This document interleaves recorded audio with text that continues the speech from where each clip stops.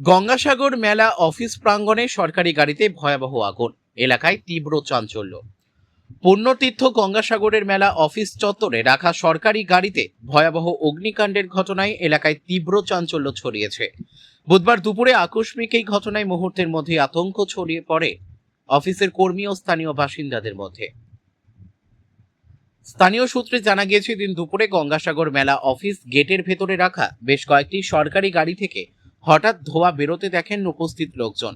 কিছুক্ষণের মধ্যেই আগুনের লেলিহান শিখা গাড়িগুলোতে ছড়িয়ে পড়ে। ঘটনার ভয়াবহতা দেখে স্থানীয়রা দ্রুত গঙ্গাসাগর কোস্টাল থানা এবং দমকল বিভাগে খবর দেন।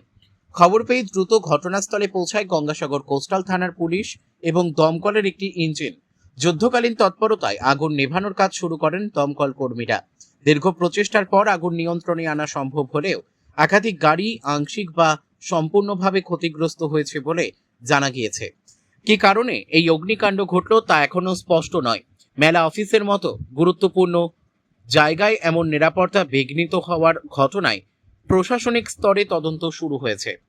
অগ্নিকাণ্ডের ফলে ক্ষয়ক্ষতির পরিমাণ খতিয়ে দেখছে পুলিশ। দক্ষিণ 24 পরগনার গঙ্গাসাগর থেকে রবীন্দ্রনাথ পড়ুয়ার রিপোর্ট, বিগ নিউজ বাংলা।